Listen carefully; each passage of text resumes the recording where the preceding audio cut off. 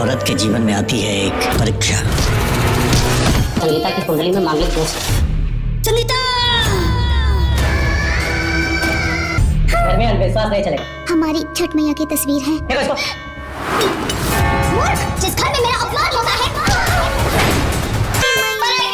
पूजा मत कर। सलामत। छठ मैया ने हमारा सब कुछ छीन लिया। छठ मैया की पूजा करेगी तू?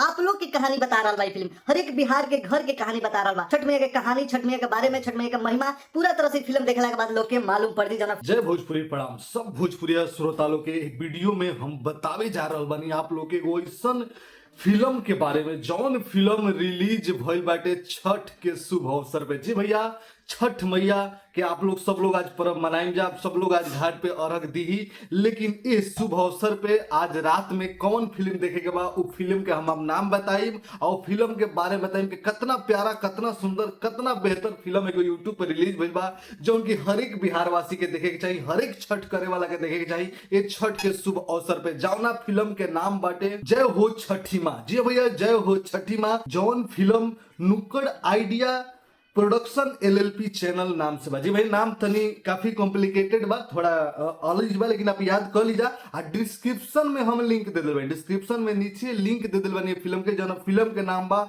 जय हो छठी मैया, जौन की बहुत ही बेहतरीन छठ मैया के ऊपर फिल्म बनल बा।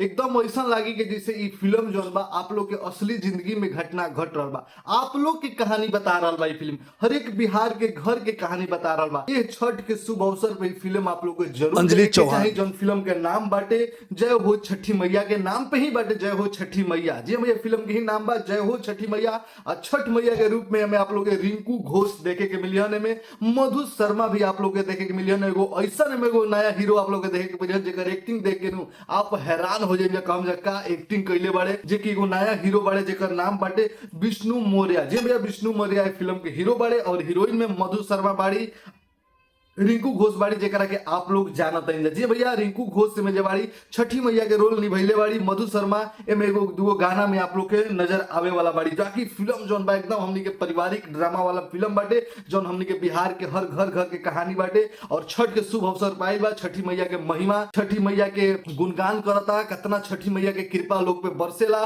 छठी मैया के पूरे छठ मैया के बारे में जे नइखे जानत नु, छठ मैया के कहानी, छठ मैया के बारे में, छठ मैया के महिमा पूरा तरह से फिल्म देखला के बाद लोग के मालूम पड़ जी। जौन फिल्म के नाम बा जय हो छठी मैया, नीचे डिस्क्रिप्शन में लिंक दे दिल बानी। और जौन फिल्म नुक्कड़ आइडिया प्रोडक्शन एलएलपी पर रिलीज भइल बा, यूट्यूब चैनल के नाम है नुक्कड़ आइडिया प्रोडक्शन एलएलपी। बाकी फिल्म के बारे में बात करी तो फिल्म के प्रोड्यूसर बाड़ी मधु शर्मा, रिंकू घोष और एक और नाम बा विद्या मौर्य। विद्या मौर्य वो ऐसा नाम है भैया जे पूरे फिल्म के अपना सोच और अपना आइडिया और अपना तरीका से संरचना के लिए पूरे फिल्म में सबसे ज्यादा मेहनत और सबसे ज्यादा फिल्म खातिर क्रेडिट जेकरा के देवे बा उनका नाम बा विद्या मौर्य। जी भैया, विद्या मौर्य ही फिल्म के हर चीज प्लान के लिए बड़ी, सोचले बड़ी, प्रचार के लिए बड़ी, आप लोग तक फिल्म पहुंचा था। ये फिल्म के बारे में जाना था, नहीं पीछे भी हाथ विद्या मौर्य के बाटे। विद्या मौर्य के बारे में बता दी, ये फिल्म के प्रोड्यूसर है, लेकिन वो भोजपुरी इंडस्ट्री के 800 से ज्यादा फिल्म में, चाहे पवन सिंह हो गए, चाहे खेसारी लाल यादव के फिल्म हो गए,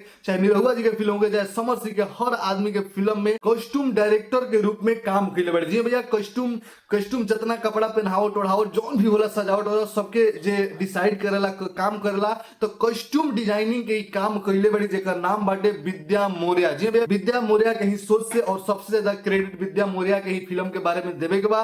तो आप लोग ज्यादा से ज्यादा फिल्म के देखी जाए, जो फिल्म के नाम बा जय हो छठी मैया। बाकी फिल्म के बारे में और डिटेल आप लोग बता दी कि फिल्म के डायरेक्टर बड़े चिराग दत्त जी, राइटर बड़े दिलसाद शामिली जी, और बाकी बहुत लोग बाटे, आप लोग डिस्क्रिप्शन में नाम पढ़ लेना। सबसे बड़ खास बात है फिल्म का आप लोग जरूर देखम जा। रिंकू घोष जी छठी मैया के रूप में बहुत जबरदस्त लागत रही। विष्णु मौर्य में काम के लिए बड़े हीरो बड़े, जगह काम देख के आप लोग सच में खुश हो जा, एकदम बहुत बेहतरीन काम के लिए बड़े। मधु शर्मा भी आप लोग के में देखे के मिलियन और अवधेश मिश्रा के में आप लोग के आवाज भी सुने के मिली। तो फिल्म सबसे मेन बात बा कि फिल्म छठी मैया के ऊपर बा, फिल्म छठ मैया का बखान कर रहा बा, फिल्म छठ मैया के महिमा के दिखा रहल बा। छठ मैया के बारे में जे नइखे जानत, हमनी के भोजपुरी समाज के बारे में नइखे जानत, छठी मैया के कृपा कैसे हमनी के सब बिहार वासी पे बनल रहेला, छठ मैया के काहे हमनी के माने नहीं जा, हर घर घर के का कहानी बा, का ड्रामा बा, सब कुछ ये फिल्म में आप लोग के दिखावे के मिली। जौन फिल्म के नाम बा जय हो छठी माँ, जौन की नुक्कड़ आइडिया प्रोडक्शन LLP नाम के यूट्यूब चैनल पर रिलीज हो गई बा। नीचे डिस्क्रिप्शन में भी लिंक दे देते बानी, तो जरूर आप लोग ये फिल्म के देखी जा, शेयर कर जा। मिलत नहीं अगला वीडियो में अगला न्यूज के साथ, तब तक के लिए जय भोजपुरी एकता बना कर रखी।